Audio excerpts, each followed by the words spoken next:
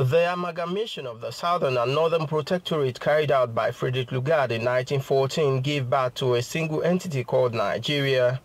Despite the unity and a single body coordinating and protecting the interest of Nigerian governors, which is known as the Nigeria Governors Forum, governors still relate along their regions to demand for the protection of their interest in the national project. Those from the northern parts are operating from the Northern State Governors Forum, while their southern colleagues are meeting under the Southern Governors Forum.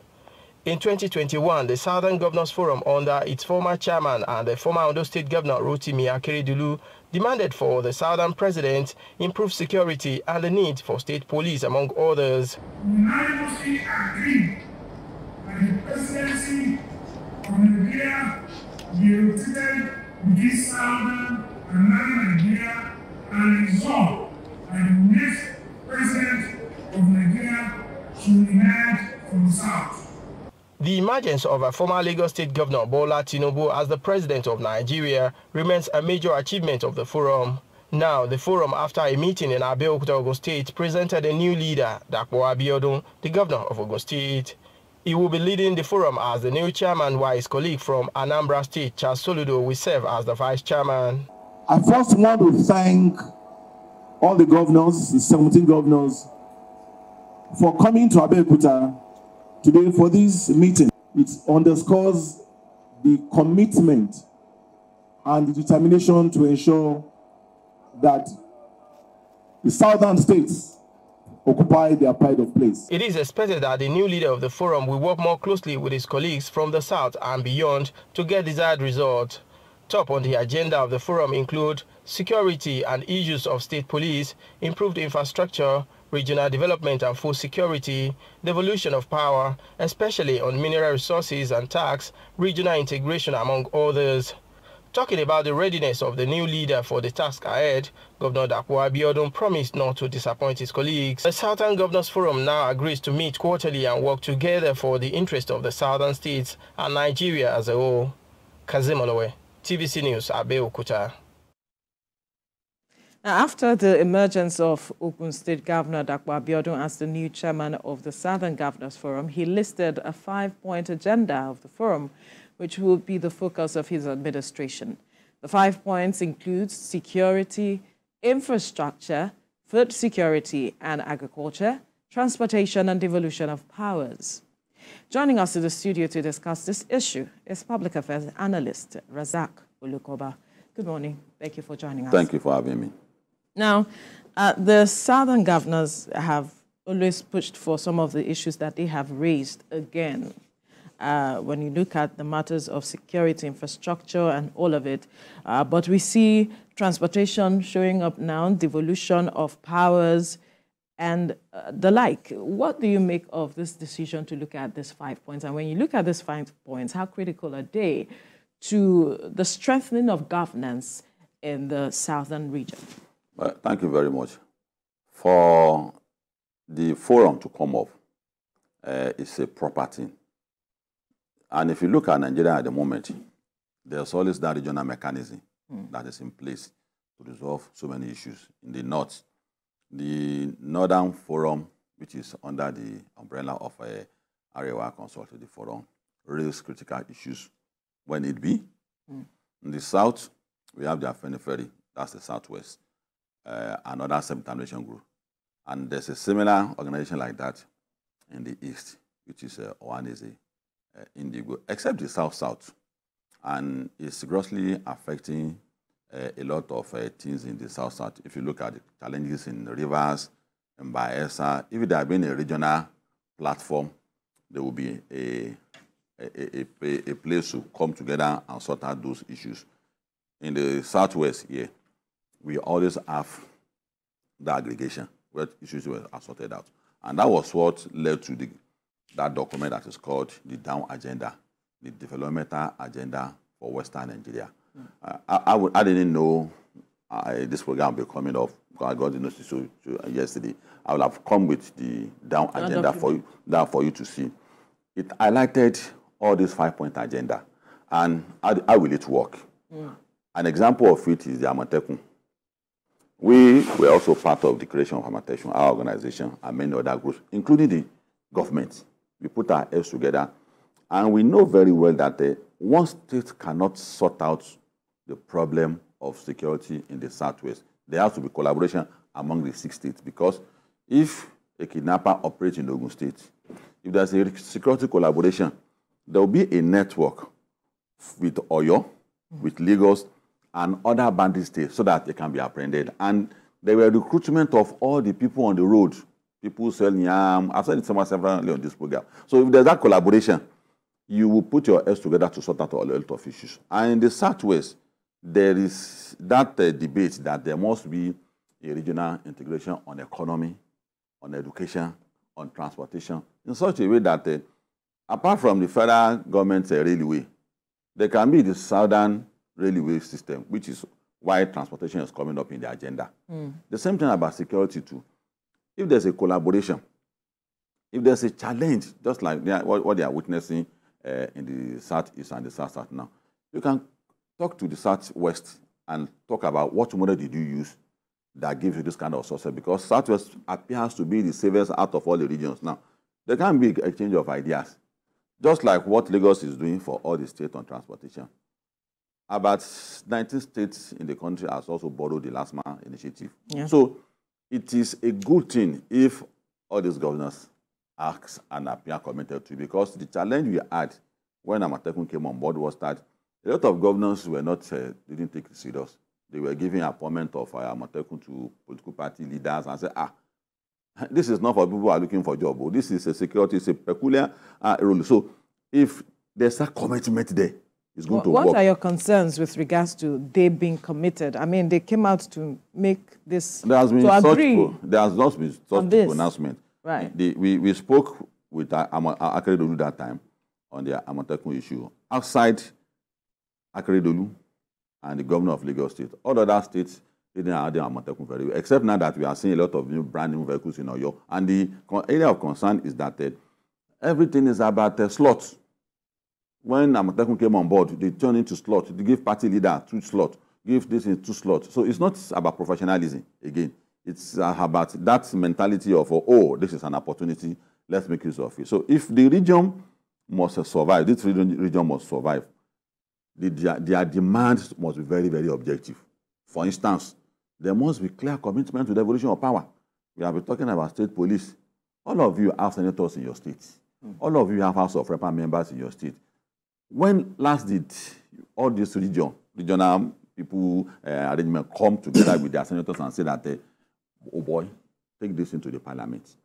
State police must tell truth.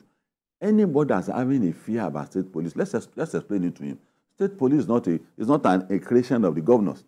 It is a law that's going to bind the federal and state police together, whereby if any state police misbehave, the power given to the president to federalize state and declare emergency, national assembly to declare emergency state, the same power will be given to federal police to take over the control of any state that's coming to become a militia of the governor. In fact, it's going to give an example of how to run a proper police to the federal government, because the overbearing influence of the president, the political class, the reason why the policing system is failing in Nigeria. So the state police is an institution that's completely independent. So the governors must have an agenda that is robust enough for them to be taken serious. Otherwise, it will just be another exercise in futility. Okay. The Northern Governors Forum should borrow an example from this. Why did it not become the capital of poverty, maybe in Africa or in the world? Why? It's because when you allow child labor to fester, it leads to adult illiteracy. And when you have adult illiteracy, that's insecurity. The adults won't have jobs to do. So child labor in the north is so common that the governors pretend as if they don't understand where their challenge is coming from. What transformed into recruitment center for bandits, for Boko Haram, and ISWAP, which are the 2, 5th, and 4th most deadly group in the world today. They appear not to understand. So they should borrow a leaf for what they have done now. They should appear to their own people that they are committed to the challenges they have and the problem they have. The more we break the country, the more we operate the country in the smaller units, the more it's going to be easy for us. the spoon-feeding style of system we run in Nigeria, where every time we run to the president, we have to look away from it. About 32 states report. It's not my report, though. All right. It's the report. This is 32 states depend on federal allocation to survive.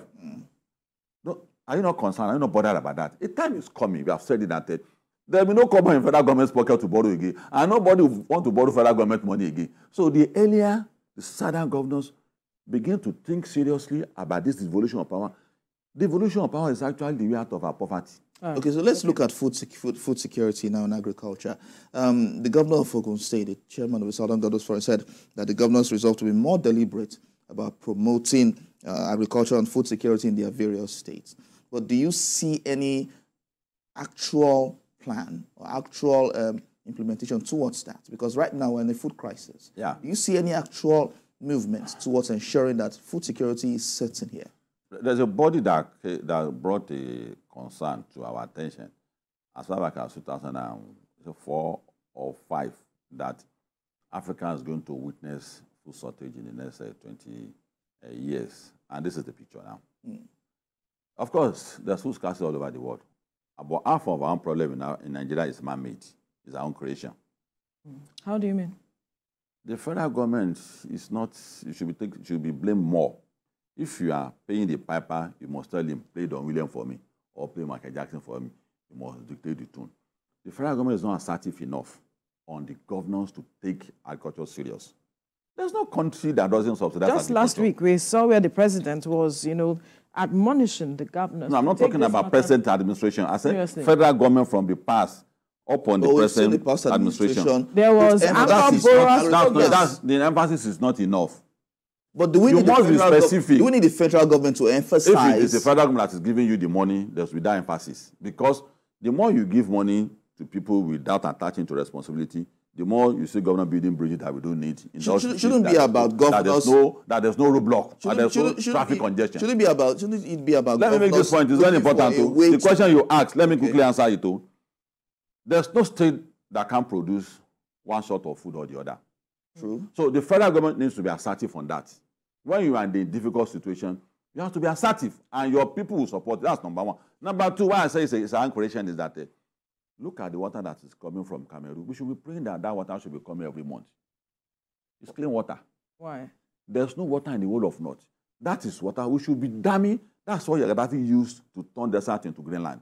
We are not making use of that water. That water became a crisis on our neck. And experts have spoken on it that this is a blessing to us. Dam this water, pipe it to the far, far, far north, and turn it to Greenland. They didn't do that, except to be embarking on initiative that has no bearing or the reflection of the life of people. And you think sub-nationals do not have a responsibility when they said they gave their commitment to serve the people and to serve their interests, that they do not have a role to play? Governance is a shared responsibility. Absolutely. You have a role. So don't leave the driving seat to someone that you have voted to become the governor. That's not where your responsibility stops to. The federal government too and the president, the role doesn't stop at giving allocation to the governor. So no, it doesn't stop at that matter. It's also proceed from also highlighting the challenges of all the states. If you see a state, not like Lagos that needs more infrastructure. If you see a state spending their own money on construction of things that have not been, the federal government has to raise concern. Is it not just? So it doesn't stop at just giving the money to state and say that democracy. Concern can the federal government stop them from carrying out what they intend to do? If it requires legislation, let it become a popular demand from the people. And that's why I said that. You see, governance, we thought it's just an automatic thing. It's a difficult thing, It's a serious, it's a rigorous thing. Whoever is taking up that responsibility should understand that. That is why the president needs to do more, and the president needs to encourage the governors to do more of this Southern Governors Forum than coming to Abuja with all their why are we? And that is why we said it's a good move. Why are we putting too much pressure on the federal system, where the state governors? That's what I'm saying. Can do the need. That's the point I'm saying, and that is why. That's what I'm saying, that the president needs to speak out the more. Stop bringing your problem to me. It's not just putting the problem on the back of the president when the southern governors can do the needful. For instance, like you mentioned about Lagos, where everyone has built houses, no one has a farmland close to their house.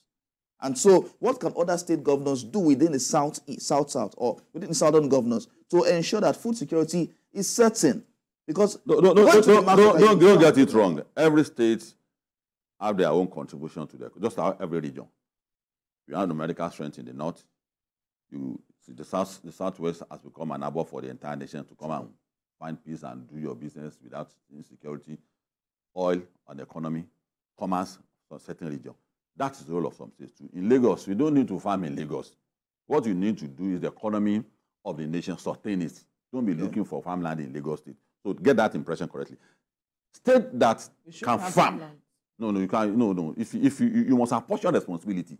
You can't be providing industry. You can't be giving arbor to people and still be farming again. How many land does Lagos have? Less than 1,000 square kilometers. So where is the farmland? What I'm saying is that there must be this kind of collaboration where there should be a transportation arrangement that can bring people to Lagos to transact their business in the morning and go back to any part of the south in the night. That is why this forum is on board. And that's why I say it needs a higher level of commitment. It is not a program that will come on board where you galvanize the entire people of the south, just like the southwest governor galvanized us to play a role in creating of Amateku and turn into political jamboree again. Virtually all of them, except Lagos and Ondo, and some others. And all of that states just turning something. So it requires commitment. And that is why, since yesterday, we have been able to send memos to Dapo Abiodun. It should be more accommodating. It has a wider focus. This is not a state matter. It's the whole of the southern Nigeria now. So it needs more commitment. It's not serious and needs more consultation and needs to bring more experts on all the subject matter on board. For instance, if you talk about food security, like I said, it's only countries, the manner we run our subsidy in Nigeria is what is wrong. The federal government is giving enough subsidy, but it's done in a peculiar way that is not reflecting on the life of the people. And that is why we say that certain responsibilities should be taken away from the government. It can be better performed by the state so that you'll be able to track it. Get all the states to be committed to the production of one crop so that we know that when it is yam, it's you. When it is rice, it is you. When it is so you're optimistic that all of these 5 points... Yeah, it's achievable. It's achievable when they are committed to it. It's achievable. Right. And I've highlighted also the question of devolution of power. That's where I'm headed right now. Because this matter of devolution of power is a subtle push for true federalism, as we've always mentioned, as it is. And we recall that the federal government took these 17 state governors, they are part of the 36 state governors that are before the federal courts with regards to the matter of devolving powers to the local government who do not see themselves as having the powers to do what they are supposed to do. So if you are saying that we need to have devolution of power when you have not begun from your home, charity, they say, begins from home. What kind of commitments are you showing us? We are a nation that wants to make things that cannot work. Devolution of power to local government is the biggest aberration for us as a nation. There's nowhere in the world where the federal government takes control of the local government. That's an aberration. I have challenged even my own professional body, the Chartered Institute for Public Administration and Local Government, that where do you see it anywhere in the world? The state is not the business of federal government. This state is the business of the state government. But because we run the wrong system, where federal government is fulfilling the state, that's how people are running the federal government. The table will turn one day. Where do you want to go from there? So where the state with let me make this so that you get the point I'm making. Yeah. When states begin to fend for themselves, and you still want the federal government to be controlling local government, what we should address is the problem we have as a people. That what is wrong with the local government and the state government? The moment you control your resources, your business, your local government become your business. And that's why we should channel our energy towards.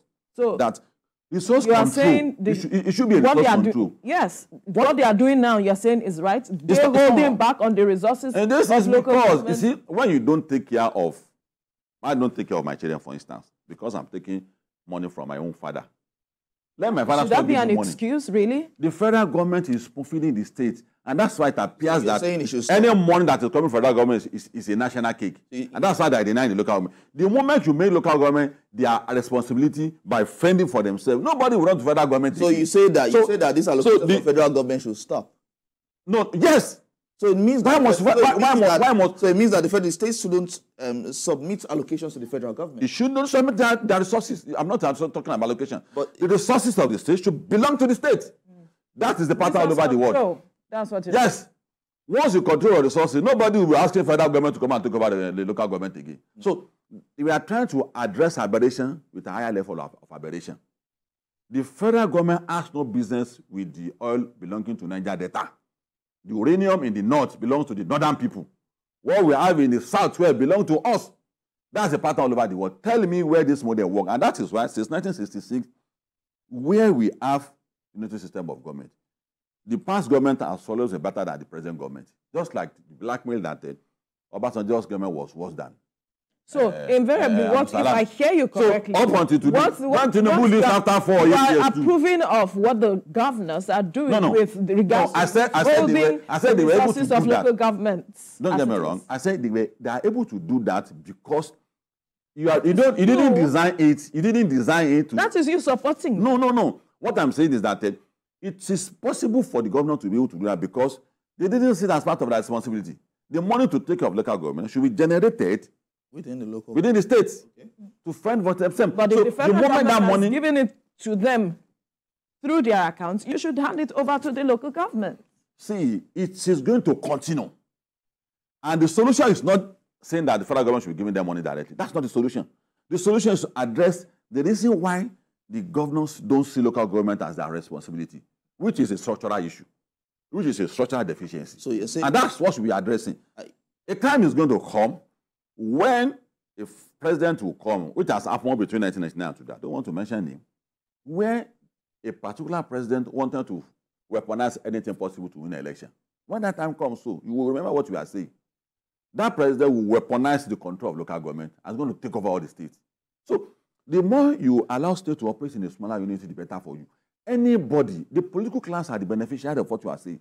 Local government chairmen, local government workers, and they're not thinking about Nigerians. That's selfish.